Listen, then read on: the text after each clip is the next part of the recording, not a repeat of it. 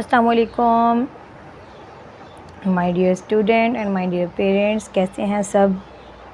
आज हम अपना जो है हर्फ एक नया हर्फ करने जा रहे हैं और ये बे के ख़ानदान का हिस्सा है। सबसे आखिरी हर्फ है बे के ख़ानदान का, उसका नाम है से।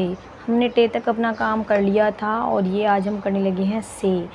आपने बस ये से जो है इसके बारे में एक बात याद रखनी है कि से जो है ये 3 रोटियां खाता है। जैसे पे खाता था ना, इस तरह से भी 3 रोटियां खाता है। लेकिन पे का जो थी वो रोटी उसके नीचे उसकी होती थी, लेकिन और से की इसके ऊपर होती है। और इसके नुक्ते कितने होते हैं? 3। और से की आवाज़ क्या होती है? स। ये इसकी आवाज़ है स। और स से हमारी क्या क्या चीज़ें शुरू होती हैं, पहले हम उनको देख लेते हैं, क्योंकि स से ज़रा कम ही चीज़ें शुरू होती हैं, कम ज़ख़ीरा अल्फाज होता है। स से बनता है हमारा साबुत, ये साबुत अंडा है। और सा से ये टूटा हुआ अंडा है और ये साबुत, सा साबुत। और नीचे आपकी टीचर ने बनाया हुआ है सा समर, जिसको हम इंग्लिश में आप फ्रूट कहते हैं ना। जब ये इकट्ठे आप एक प्लेट में रखते हैं और या इसकी फ्रूट चाट बनाते हैं तो ये क्या बन जाता है हमारा? सा समर हाय मेरी कमर। और स से एक लड़का और एक लड़की का नाम भी बनते हैं, वो ये हैं। आप यहाँ पे समन बना लें और ये इसकी पौनी बना लें और यहाँ से सा साकिब भी बना लें आप। सा साकिब, साकिब और समन दोनों बहन भाई होते हैं।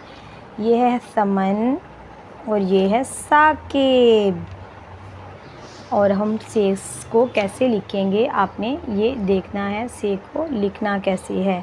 से बिल्कुल टे की तरह लिखना है, तिरछी लकीर, सीधी लकीर, ऊपर जाएं और फिर स के 2 नुक्ते साथ साथ और 1 नुक्ता ऊपर।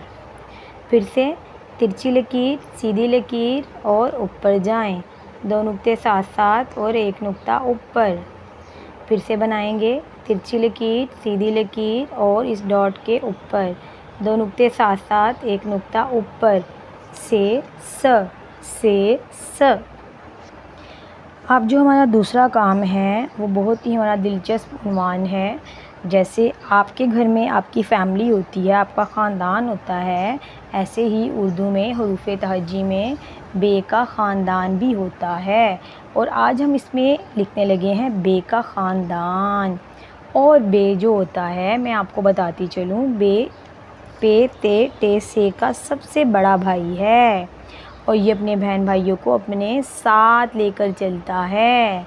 और बे के ख़ानदान में कितने हरूफ होते हैं? 5। 1 2 3 4 5।